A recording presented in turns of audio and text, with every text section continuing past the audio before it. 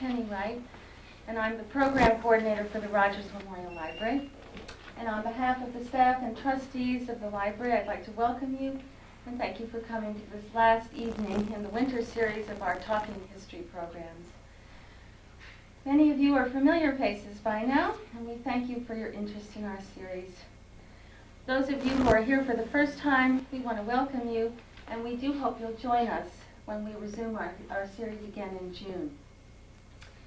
We'd also like to thank the Friends of the Library for their support of this series, and we want to thank the Morris Studio in Southampton for providing us with some photographs, with 34 photographs, which they printed yesterday from some glass plate negatives which were found in their basement of the hurricane of 1938.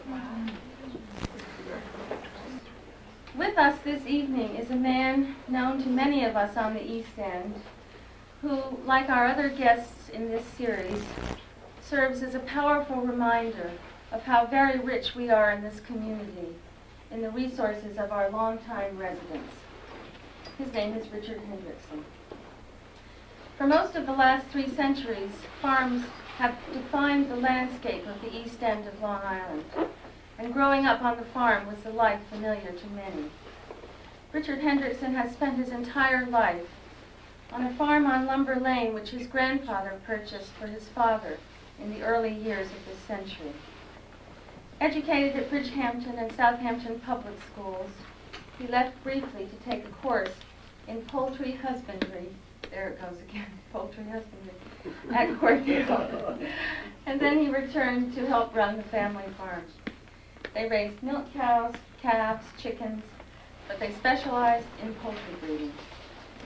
In its heyday, his farm made weekly shipments of hatching eggs to places as far away as Germany, Spain, and even Cuba.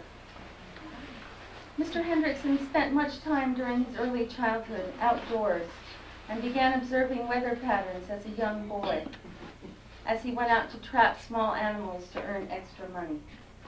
Around 1930, he began to collect weather data seriously, and he's been the East End's resident weather expert ever since.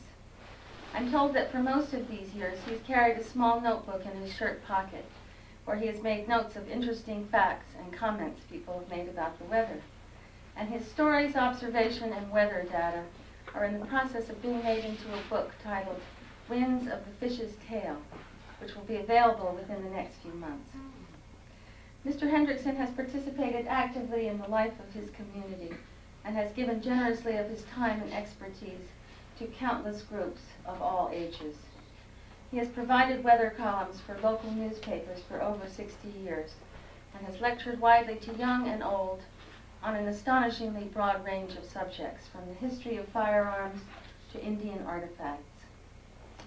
Reflecting on Mr. Hendrickson's life and pursuits, I couldn't help but be impressed, not only by the enormous knowledge he has amassed about a seemingly endless array of subjects, but also by the qualities of kindness, generosity, and a profound respect for the natural world, which he possesses in great abundance. It's a great honor to have you here with us this evening. Please welcome Richard Hendrickson.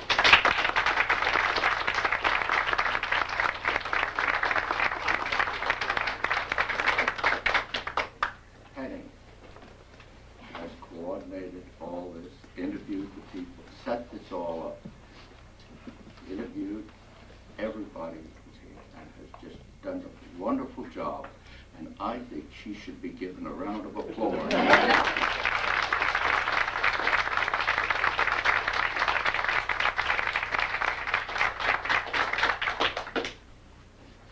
Well, the weatherman bought a halfway decent day anyway. Never had a thing to do with it.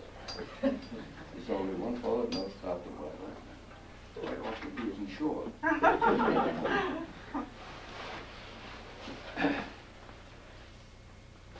You don't cut hay if you think it's going to rain. Sometimes you think wrong. But it has been, all my adult life, a very interesting subject. Met a lot of a good many interesting people through it, and it's been a pleasure. We still do it. We take observations every morning at 8 o'clock and every evening at 8 o'clock and put the data down. We are a weather observing station for the U.S. Weather Service, which is also the National Oceanic and Atmospheric Administration. There used to be one in Southampton. 1901 to 1917, Mr. William Jagger, up on the west side of North Main Street, ran a station. I have his official records. They were sent to Cornell at that time, Ithaca, which was the head of the weather station department then. And it's under the Weather Service is under the Department of Commerce. What do we have and what do we do? Well, first of all, we have a wooden box about so square on a post 4 feet above the ground, and it has slats in it, and it looks like a beehive, you might say, a shutter. And in that, there are 2 thermometers. This is one of them. This has pink mercury alcohol in it, and it has an index in it, and it's mounted this way. So, during the night, when the temperature recedes, the little index will lower to the lowest temperature it came during the night. It's mounted like this, so when you set it, it rotates and brings the index to the present temperature, and then you set for another 24 hours. The other thermometer in the shelter is mercury. And after the bulb, there's this very slight constriction in the column inside, and the mercury expands and goes to the highest temperature during 24 hours, and that's where it stays until you mount it on an axle and rotate it like a wheel and force the mercury back to the present temperature, and the next day it'll rise again. Today, I keep that as a standby because today they have a post in the ground and a round circular disc that high, 5 or 6 of them on a post. And a wire brings it down on my desk, and there is a modern gadget, so square, and it gives you the temperature to within 1/10 of a degree. You press a button, and it gives you the lowest temperature that occurred last night. You press another button, and it gives you the highest temperature for the day. That is wonderful. That's the 4th one I'll put in, and lightning hits scary. But that's what has happened to the modern instruments. It never hit the ones with a thermometer in it. This electronic one is just a wonderful thing. You don't have to go out in the rain to know what temperature was at present. But when Mother Nature steps in, it's the 4th one I have in the house at the present time, and blows them out, and my anemometer and wind direction, it burnt the wiring out of that, and Mother Nature does play around and lets you know who's boss. Outside there is one of these gadgets, which is a rain gauge, but the government one is all copper and brass and stands about 3 feet high. This measures the water outside, catches it in a tube inside, and there it is 10 times deeper than it normally would be. So instead of measuring rainfall to within 1/10 of an inch, we measure it to within 1/100th of an inch. Anything smaller than that we call a trace. Then it comes apart, you dump it out, you're ready for the next rain. They do sharpen the edge pretty good. It technically is supposed to split a big raindrop. It's supposed to be very accurate. They had years ago all kinds of gadgets. This is a French one. Dial on it. Tell how fast the wind's blowing. You hold it up to the wind. I can't get more than 15 miles an hour out of that. Then there's another one. This is more modern. Dial on it. That's what it does. But we have the sophisticated large ones today. We also have barometers. I have official barometer. This is a little old one that I picked up sometime years ago. I don't know why you'd want to carry it in your pocket to know what the barometer pressure is. It's small enough to do it. This is another one picked up years ago, and it's quite intriguing. It shows the innards of a barometer, and a lot of people admire that in an instrument. But on the top, Yonkers Corinthian Yacht Club, 1896. Adele was the name of the yacht, and it was first prize for the Yule class boat. And it still works.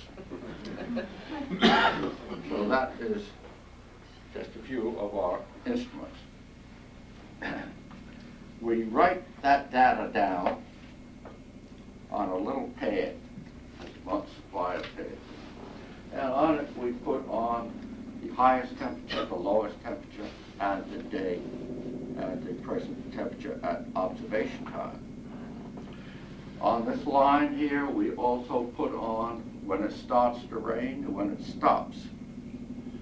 We also put down the amount of rain, the amount of snow, or the amount of snow on the ground at observation time. And we also put checks in here for fog, ice pellets, glaze, thunder, hail, strong wind. The Weather Service does not consider wind damaging unless it reaches at least 40 miles an hour. Fog we put down as light, moderate, or heavy. And anytime there's thunder, or we have glaze or hail, all those items as far as Weather Bureau goes are different. You may pass that around, maybe they'd like to look at while I speak. Then at the end of the middle of the month, or whenever I get time, we have the monthly weather form, which has, each line is a day which you take from the little daily pad, and we put it down. So at the end of the month, we have a record of the weather for every day of the month, and any extra remarks we care to make. They're made in carbons, 3 copies. One goes to Ithaca, one goes to Asheville, North Carolina, which is the processing center for the 10,000 stations, like I run, that are in the 50 states. And it's very interesting. We went down a few years ago and visited those and passed that around. You might like to look at it. And the head man there is Mr. Grant Googe, and he started pulling out records that I sent in the early 1930s.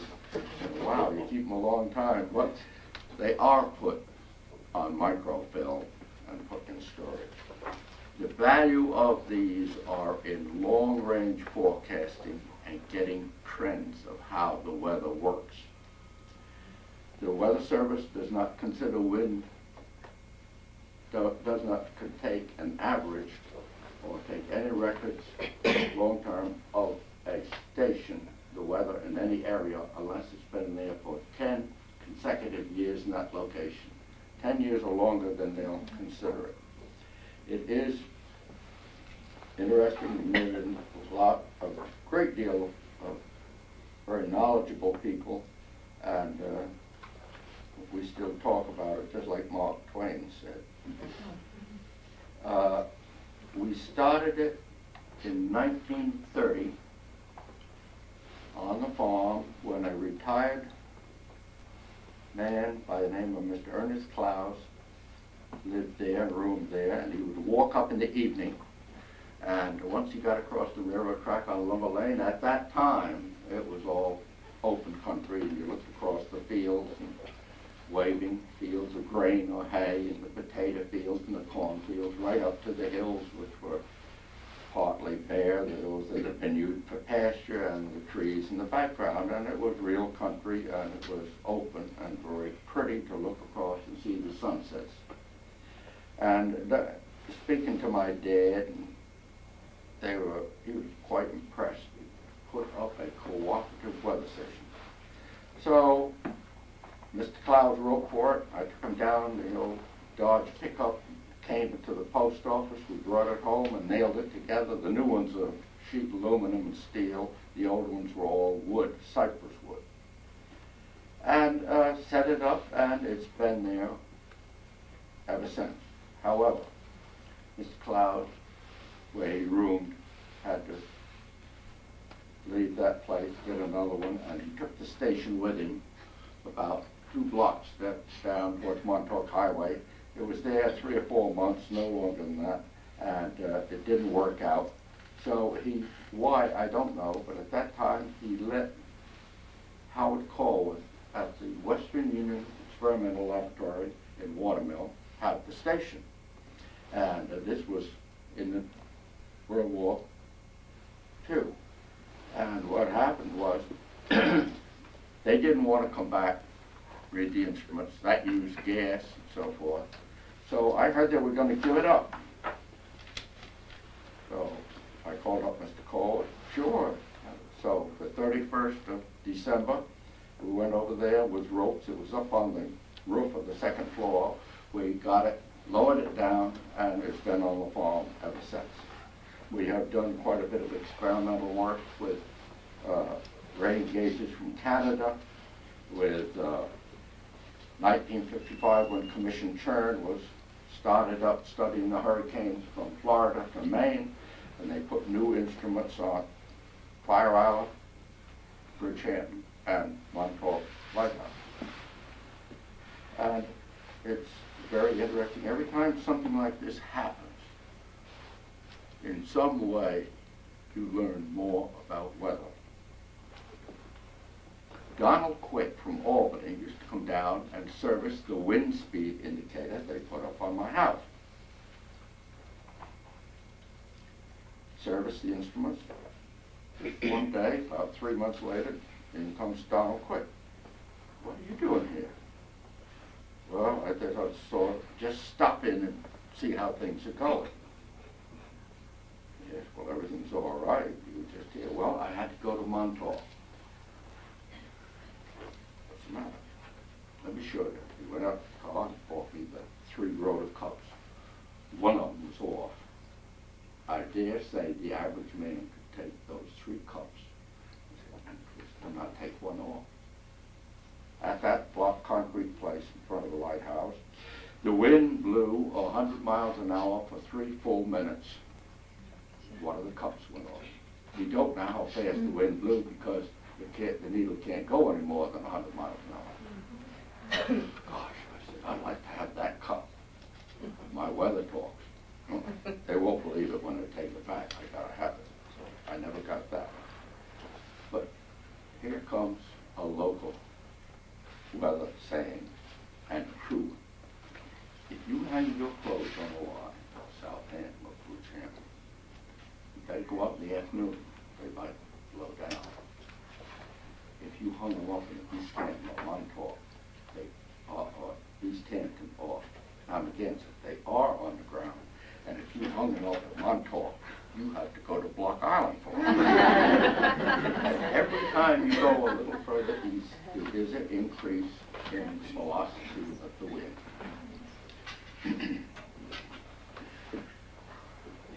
The area in which we live, I'm sure you'll realize, is probably one of the most pleasant in the world. Here we have forks of land out into the Atlantic, islands in between. We have the ocean, we have the bay, we have the sound. We have a change of 4 seasons.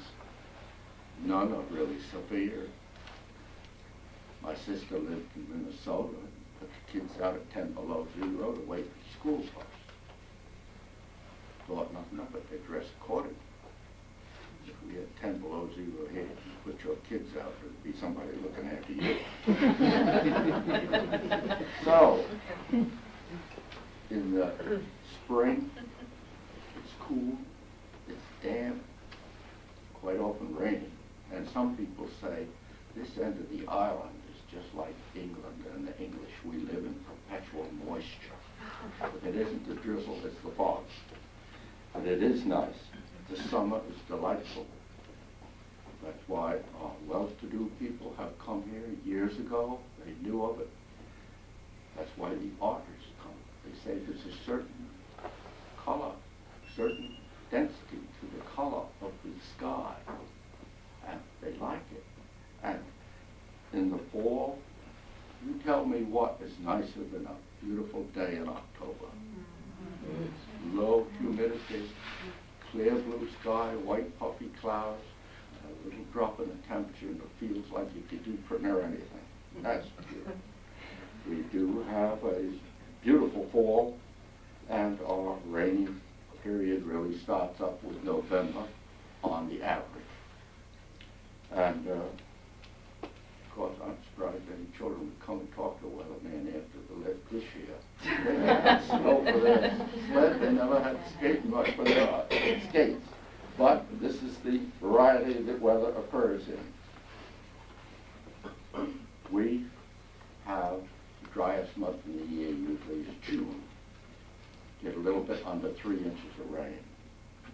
And the wettest month used to be August. Now it's November. January is very close.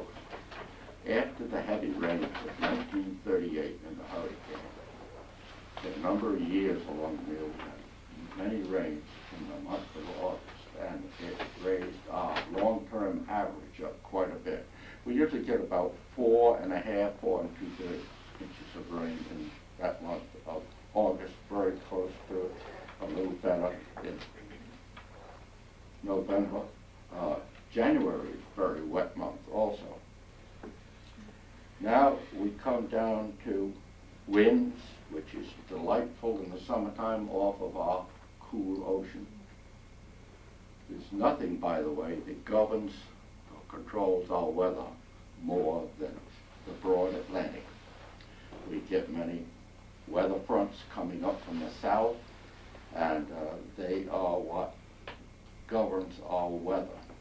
Because if there is cool air coming down from Canada, which is stronger, the cold air coming in from Canada or the warm, moist air coming up from the Gulf, and then we have rain. In the winter times, quite often snow. We get about 45 2/3 inches of rain in a normal average year. We get enough snow, another old true saying, we get enough snow of all the snowstorms that is the depth that makes the height that Indian posy grows. We call it Indian paintbrush. The full plant grows about 12 high. So that's a true one. We get 25, 25.5 inches of snow on an average year. You take 10 years and take an average. Our weather does seem to go in groups of 8 to 12 years, usually about 10 years. We have highs, we have lows. And then we have the unusual.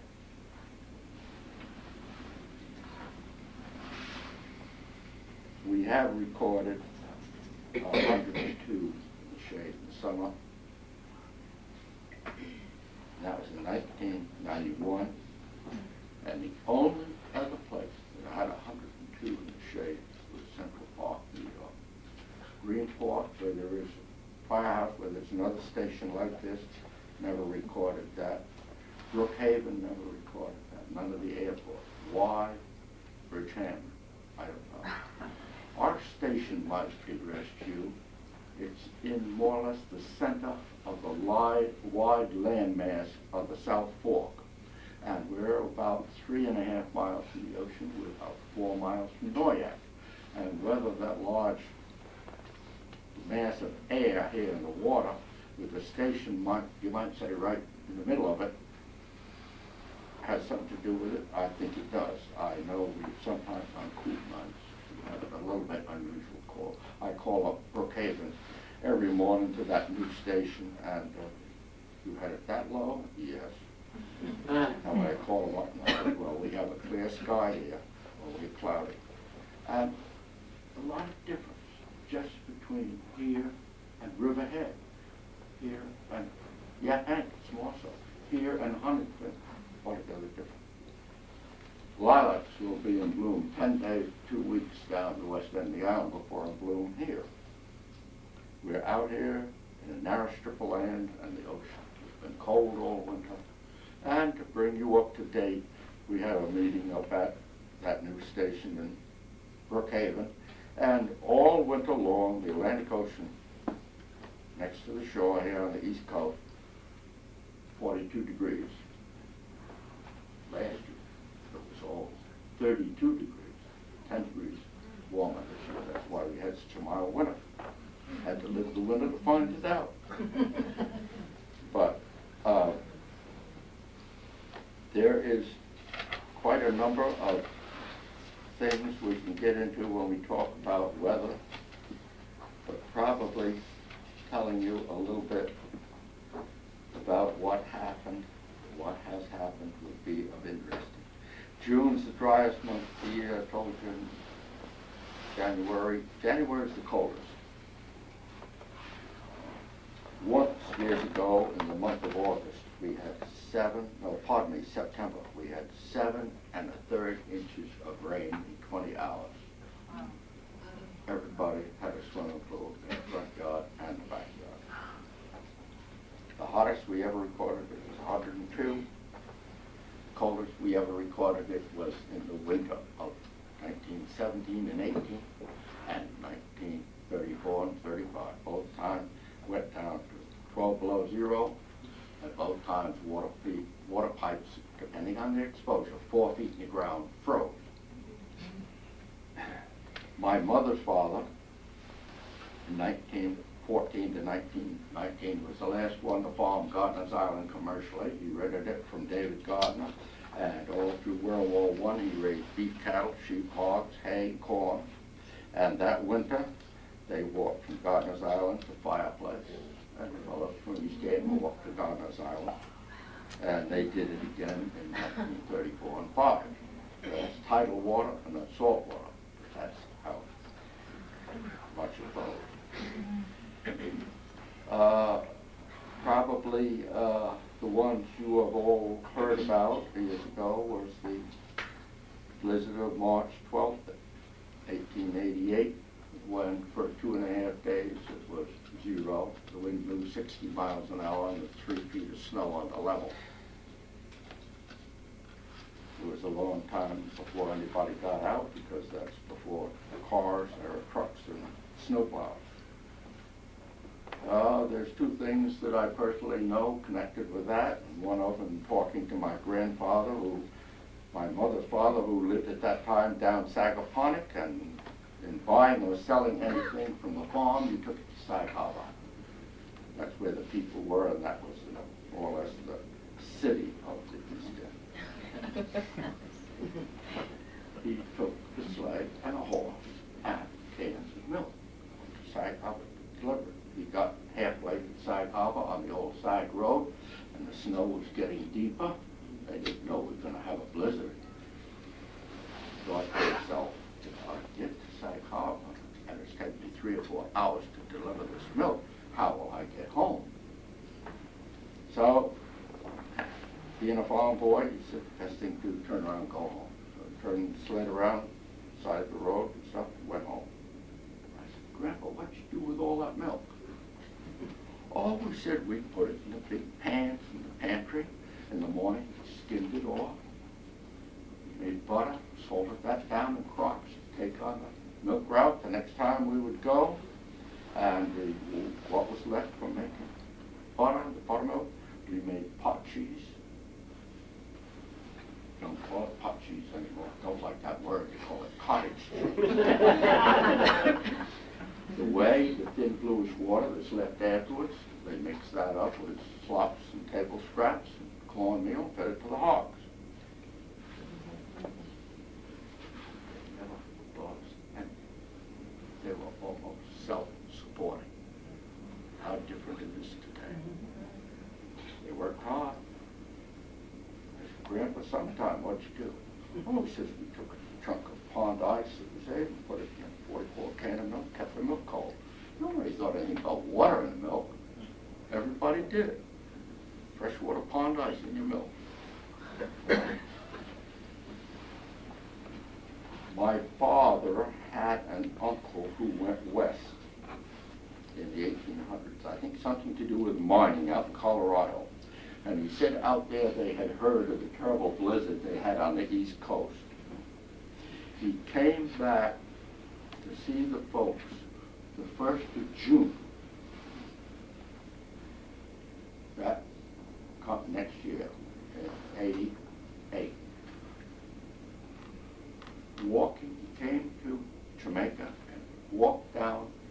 now Springfield Boulevard, or Springfield Road then. And in the corners, all farmland.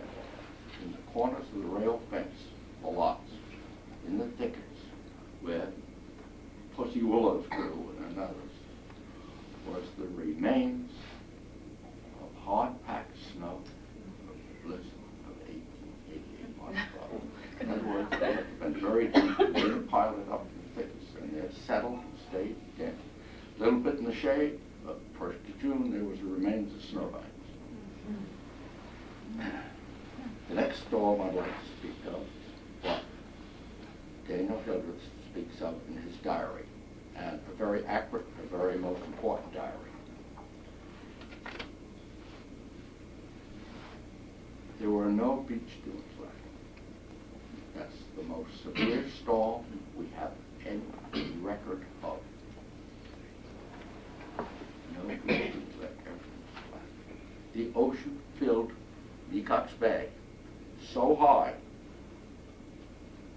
that the water flowed over what is today the railroad track and put salt water in Lake, now we don't know, Watermill Lake.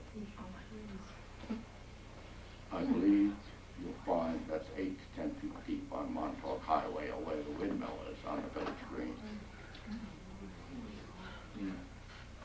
Hand, mortise and tenon timbers, peg timbers, roofs off of homes, all the fields of grain flattened. He says his orchard was absolutely devastated. Trees blown down, all the fruit gone, all the corn absolutely flat. And many barns, older barns or sheds, and some houses unroofed. Now that we don't know, but from the damage that was done at that time, probably 135-mile-an-hour winds. William D. Halsey, who wrote the book Sketches of Local History, was a personal friend of mine, and I cut wood on his property. I used his smokehouse and so forth. He told me his grandfather took him through the woods years later. He was a young boy. And here in the woods, you'll find a big ditch, big hole, and here a pile of dirt. And there a hole, and there a pile of dirt. That is where the last of the primeval forest blew over. These big trees blew over and took tons and tons of dirt on their root system and laid. The roots rotted off, the ground settled, the tree was gone, but here's a hole, and here's a pile of dirt. Now, in looking at that, you can tell from which way the wind was blowing. Like 38, it started out in the east, in the south, southeast, southwest, west, and northwest, and some of them blew over from all directions. But that is the most severe storm that we have any record of here. Although there are many hurricanes that have come up here, and in my book I list them all from 1600 and some. They all didn't come on Long Island, but they did come offshore enough to make a high surf, to make terrific beach erosion. The ones we all talk about today is the 1938 hurricane. And the best I can say on that is here in Southampton and East Hampton, not down to West Hampton. I don't think we clocked any gusts much over 110, 115 miles an hour maximum, because if we hit anything higher than that, the devastation would have been far worse than what it was. We never lost any life except down at Montauk on a couple of the boats, but we were most fortunate. On the farm, we had we lost the slate roof off of the farmhouse. We lost 2 large laying houses. We lost 24 smaller buildings where we raised all our young poultry. They're raised in 6, 7 acre fields, and each year we put a 6-foot fence around it, not only to keep the dogs and the foxes out, but to keep the chickens in. And when the hurricane came, why, it smashed the majority of these small chickens. We were raising 4,500 ports each year. And some of them, the wind got in them and just they exploded, blew apart. That killed some of the chickens, but the most damaging was the wind, which blew the chickens against the 5-foot fence, and the rain drowned them. And then you didn't count time then. You got through and the job was done. No electricity, 30 cows to milk. So you milk cows twice a day, and you keep the chores, the cows have. And other people had their troubles, and I'm sure it's one that we all will remember. Now, one thing I must mention in this 38 hurricane, there are tornadoes in a hurricane. If you would had flown over Yaphank up in the middle of the island, after I'm seeing these large oaks and hickories in a big circle that would get flattened right on the circle. Some of them flattened around. Or you went to Sag Harbor and saw their Presbyterian church steeple and the way that was constructed and built. On the deck, at the base of the steeple, 4 great big timbers. They went down in slots, and that's what the steeple set on, 6, 8 feet down. A tornado lifted the steeple up. Wow. I have photographs of it. My first wife carried a camera with her. It never flew over wet in the cemetery, right in the churchyard. I was talking to a fellow from Montauk, and he was talking about how a fellow sitting in a car with boats out in Lake Montauk, and all of in this car, this Hurricane Gloria, this car almost left the ground and dropped. Tornado. It occurs quite often. It occurs most of the time in every hurricane. But there is the condition where if that goes over the water, and you have then you got a water spout. And I had one of my friends who's a carpenter, and he was working in Georgia about 6 years ago. 3 of them at once, out in the ocean, going along. And there were a number of people up on the roof in Southampton Hospital. They looked cool, and they saw it too. One fellow was a fisherman. It occurred down in Gardner's Bay. They've seen them in Peconic, they've seen them in the Sound. They do occur quite often in the summertime, and you could look forever and never see one, and then you do find it. But that is the way these hurricanes are. We never know when they're coming. We know where they are, but how will they come here? Now, the 38 hurricane is most unusual in another respect. We knew where it was. We knew it was coming up the coast. But it was going 2, 3 miles an hour, then 5 or 6 miles an hour. That hurricane off the coast of Hatteras increased overnight a forward speed of the unheard of velocity, the forward speed of the entire hurricane, 60 miles an hour when it crossed Long Island into Sound and into Rhode Island, Connecticut.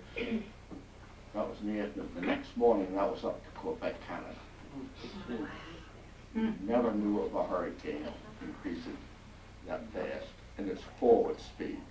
They usually go 10 to 15, maybe hit 20. That's why we weren't warned, but the Weather Bureau made a mistake. They had ships at sea, they had wireless, they knew of it. Maybe they went home to get a good night's sleep. Perhaps in the summertime you have seen the little swirls in the open fields.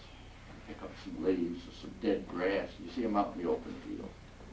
They're miniature tornadoes. The Weather Service calls them dust devils.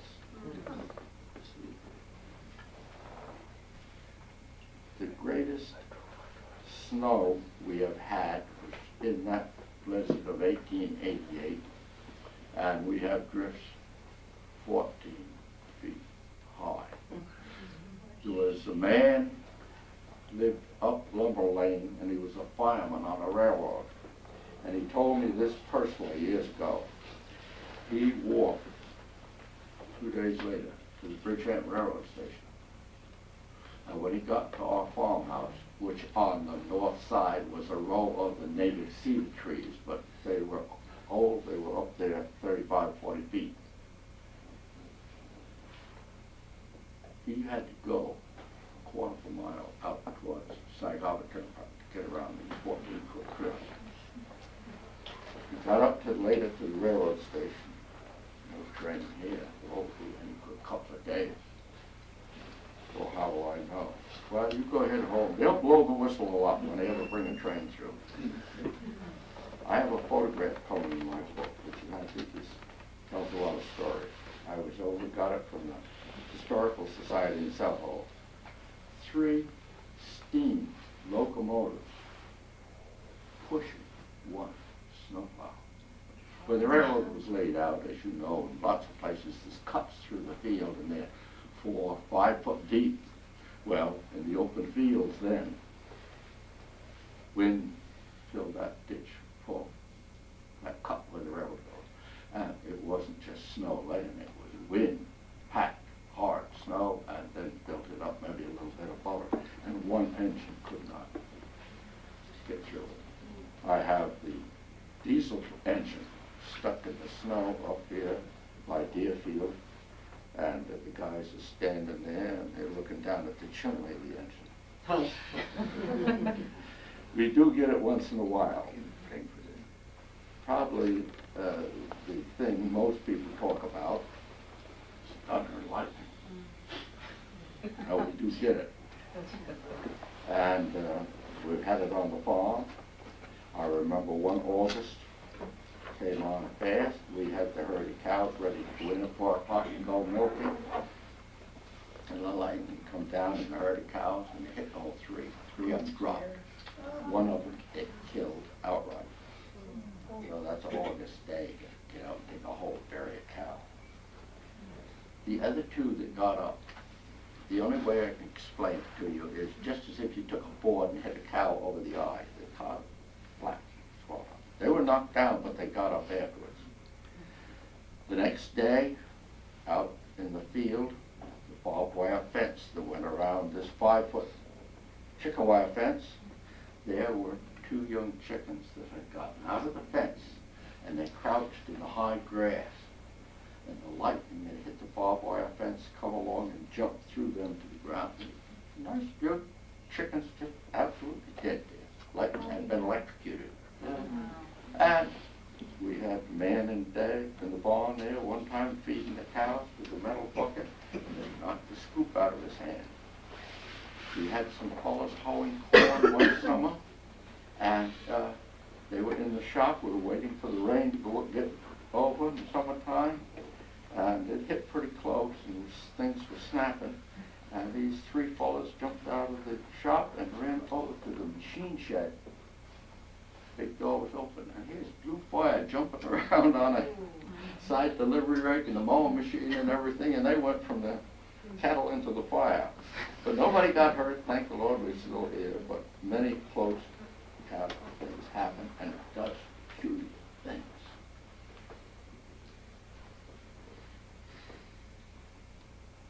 Mr. Halsey speaks of it in his book. Somebody downed a wainscot put a new shingle roof on their shed. The lightning hit it with shingles. All the shingles are standing up, just like hair on the dog's back. It raised all the shingles halfway up. It does many, many different things. And some we can account for, some we can't.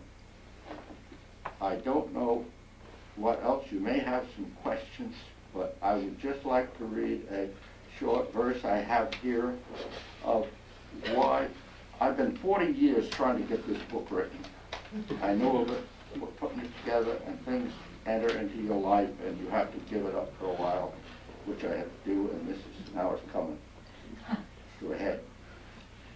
During my years of writing the many stories and verses for this book, plus compiling the weather data, I have often considered many names for it. After reading much in William Wallace Tooker's book on Indian place names on Long Island, plus a number of the articles, verses that Walt Whitman wrote, it seems there are many titles to be considered. Walt Whitman speaks of Long Island as a giant fish with his mouth at Manhattan and his tail far out in the broad Atlantic, where the wind is always blowing. The name Panamnock, Panamoke, which is spelled, I found 14 different spellings of that word. And it can mean Eastern Long Island, governed by the sachems of Shelter Island and Montauk, which is first mentioned in English in a 1639 deed for Gardiner's Island, or land where there is travel by water. It's a wonderful description of when you went by foot or before there was any horses on the fork of Long Island, whether you went to Robbins Island, or Gardiner's Island, or Block Island, or Shelter Island, or across to Connecticut. You travel by water. Or a land who is traveling by water, or land of tribute. The Indians on the east end of the island had to pay tribute to the Pequots and the Narragansetts in the 17th century and the Ore. After considerable thought, being that our area is like a fish's tail, and the gentle breezes of summer blow off of the calm Atlantic, plus the fact that great gales blow on us in storms from the northeast, and wintry blasts plague us from November through March, the most appropriate title is Land Winds of the Fish's Tail. I want to thank you for being so patient. If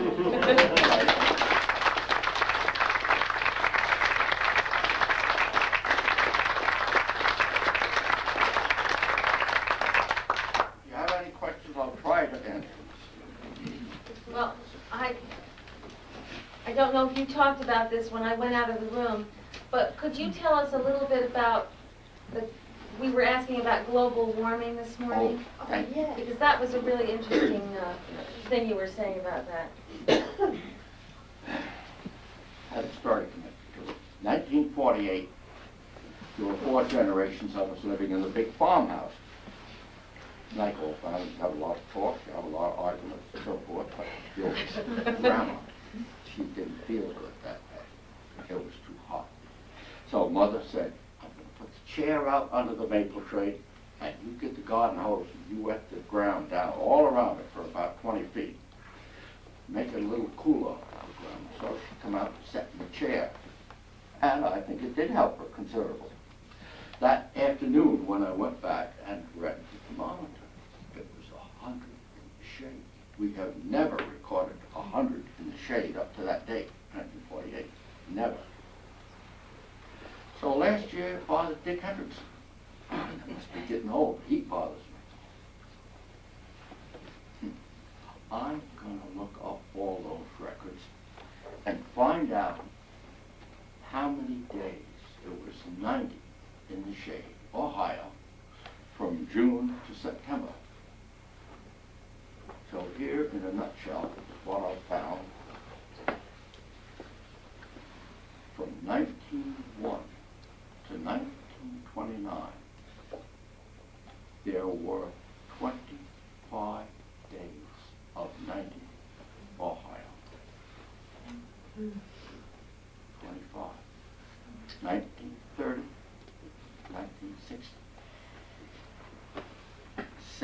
85 days of 90 or higher, and one of those 100 in the shade. 1961 to 1994. 24 years, not 30. 85 days, 90 or higher, and one of those 102 in the shade. Oh, I don't want to be an alarmist, but we do know of upper air pollution. And it is getting warmer. So I went back in the records for average temperatures. And I got some records from the Donnelly family in East Hampton of 1830s and 40s, of all the ones we have today. And it appears that every 100 years, our temperature increases 1 degree. Every 100 years, it increases 1 degree. In 1,000 years, if that continues, it'll be 10 degrees warmer.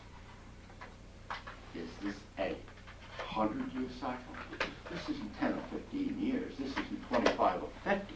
This is 100. It's a record. And not a thermometer fastened on the side of the shingles of the house. Now, I have always, in the last 4 years or so, written in my articles I write for the papers, be careful getting your suntan. Take it with extreme moderation. Slowly. Or you later have skin cancer. It'll keep the dermatologist alive. It won't kill you, but it is unsightly to a point, and it is expensive. Is it because of our upper air pollution? I'm sure you all see jet planes, the condensation trails in the sky.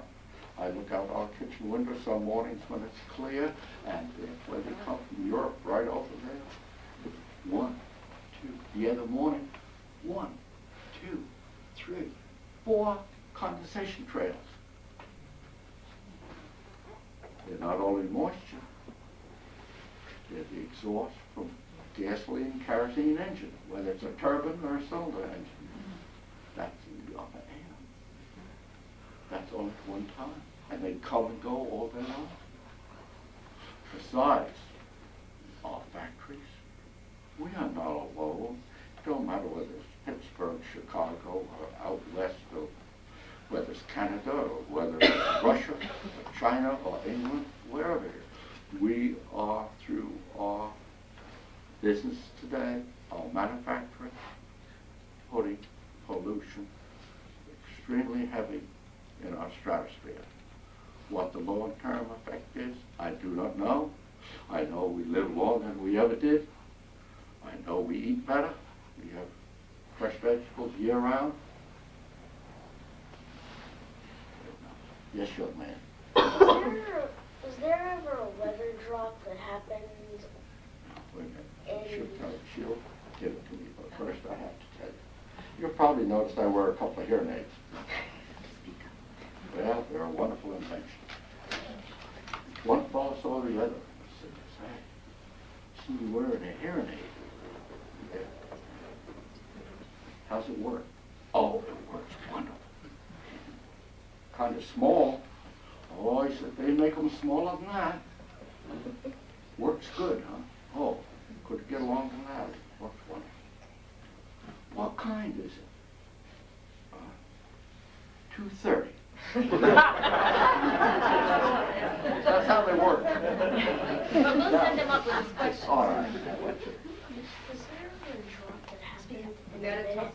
Was there ever a what? A drop in temperature that happened in a minute? A big drop, like from... No, not that I know of here in a minute, but we have had big drops in about 15 minutes, maybe 10, 15 degrees.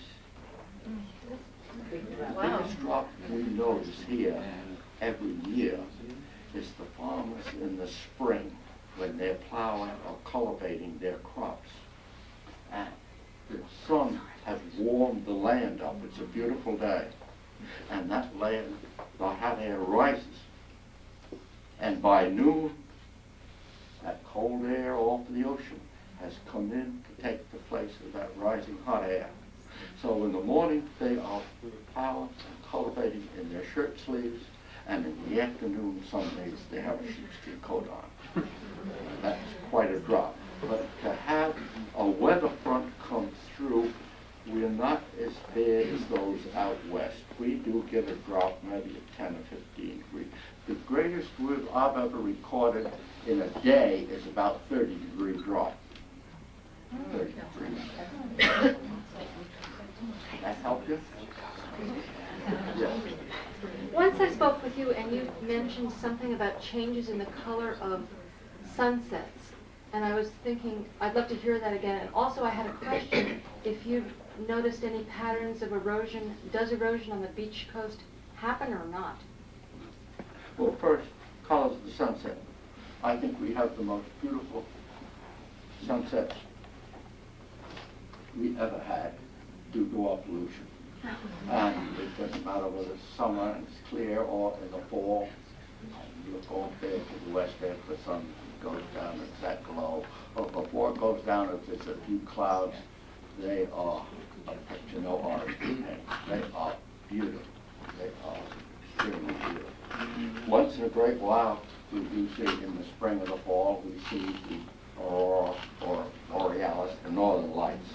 I've seen them years ago, streaks of color, orange, yellow, green, like that. I would say something at this time, how different life is, or what we see, than what we used to. We had 24 buildings out in the field, and every night after supper, when it was dark, I had to ventilate, check the stoves, shut the doors up so the fox couldn't get the chickens. One thing, you went out, and as soon as you went out, you stepped out the door, it was dark. People never had an outside light on. I looked out my kitchen window for 3/4 of a mile, and I saw a kitchen light at Frank Jablonski's house, which is now the Hampton Day School, and that's the only light I saw. When you stepped out that door, you got your cat eyes pretty soon, and you could see the twinkling stars, and you could see and hear different things. There was no time. You heard the whippoorwills, you heard the geese flying over, and you couldn't even see them, they were so high. You hear them. And all of them. Now we have Pulver has his gas lights, his lights on, the protection is working. The Wilco has their lights on, their street lights on. We get out of the house, we have an outside light. We get in the car, we have the headlights on. You don't see anything. No. It was really a reverence to go out and look at the stars or the moon, and once in a while see a shooting star. And hear nature we do not get today. And I'm just glad that in my younger years I had that privilege of. How many of our young folks can do it unless they're away someplace that can't? And the whole environment has changed. And you asked another question. Seaside beach erosion. What, beach erosion? Yeah, it seems like some people say that doesn't really happen here. And yeah, I know. They say it don't, but it does. You read Miss Abigail's book on history of South End. James Truslow Adams, Memorials of All Career Champions.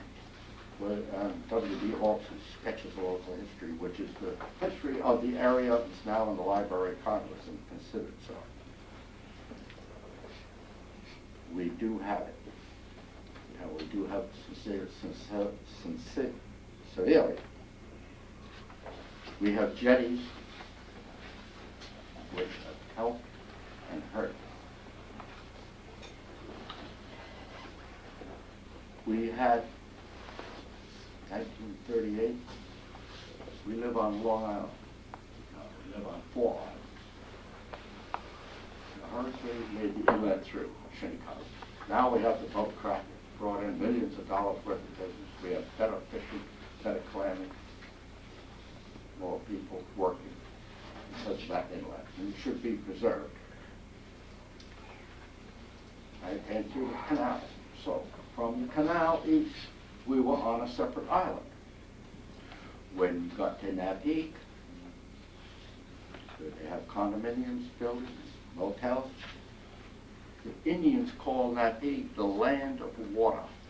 In '38, that was washed right through, took out several hundred feet of the Long Island Railroad, washed it into Napeek Harbor, which empties into Gardens Bay. So from Napeek to the canal, separate island. You get to Montauk Village, and the ocean came through the dunes, but in the front of Mr. White's drugstore and out the other end, best time for bottle collecting you ever saw. Built up Fort Pond, that made another island. Montauk County, another island, so 4 islands. 4 or 5 years ago, we had a meeting, big banquet, a lot of speakers, best ones in the United States and Canada, celebrating 100 years of the U.S. Weather Service. Very brilliant men, they spoke telephone. The gist of the entire thing was, the storm, I'm not an alarmist, I'm telling you what I've been told. The tropical storms in the future, because of the extra heat, and they mentioned that 4 years ago, will be more severe than what we've had in the past. They didn't say every one. They were speaking in generalities. You spoke of beach erosion. 12, 14 years ago, people that came to the farm said, what's all the posts down by Sag Inlet? I said, I don't know, I've been down there. The 3rd of January, my son and I walked the south side of the beach dunes. The temperature was about 18 degrees, the wind was blowing 60 miles an hour, the dirt was coming over the potato fields and you couldn't see 500 feet. We should have worn glasses, we didn't. We walked down there and what was exposed was the bottom of posts that were set up in crib fashion with snow fence after the 1938 hurricane. Coming back, several of the dunes on the south side, we walked on black topsoil, which was on the north side of the beach dunes 100, 200 years ago when it was pasture. In walking over these flat areas, some of them half the size of this room, a flat beach dune on the north side, flat deep sand out there. My son said, look, Ed. And he reached down and picked up an 1822 copper penny, United States penny, lost in the pasture land on the north side of the beach dune. How many years ago? Was the penny 10 years old when it was lost, or was it 40 years old? And there are things there from time to time. But when I say we have a landward creep of the ocean somewhere between 4 and 7 feet every year, not in every area, but it's creeping landward. In my book, there's a lot of talk on this. There were watchtowers that were put out in World War II at the end of Ocean Road, Bridgehampton. At the end of Ocean Road on the side. Here's the road, here's the beach, here's the tower, 50 foot high. 4 big telephone poles down on the ground, about 4 feet down from the surface, a big square, filled it with concrete. So the tower set on concrete block, which had a post down on the ground about 15 feet. Looking out for submarines during World War II. And that was the line of dunes right to the west of it and right to the west of it. And there you can see the Bridgehampton Bathing Pavilion. We have a picture. The tower gone, the bathing pavilion gone, It's there, the moval, earth moval is there to move it back at night. And on a March northeaster, a late March northeaster, it took the bathing pavilion away from down on the drink. Only thing out in front left was the cesspools. And later, there's a photograph of the concrete block halfway to the ocean. Then down where the water laps against it. And the last photograph in my book of 4 or 5 is the tops of the posts. The concrete tops are broken off, and there's the post just protruding through the ocean waves. 200 feet since 1922. Camera don't lie. Oh, Hollywood makes them lie, the camera. But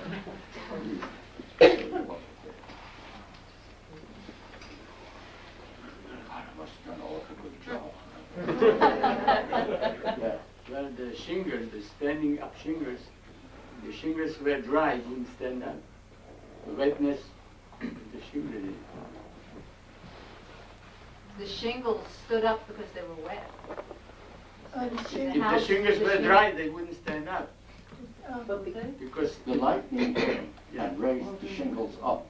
yeah, but the wetness creates the conduction Wood of shingles. electricity. Yeah, right, Wood shingles. right. But they absorb the water, they become electricity conductor. Oh, I see. All right. Well, it does funny things. Oh, a lot. I thank you very much for being here.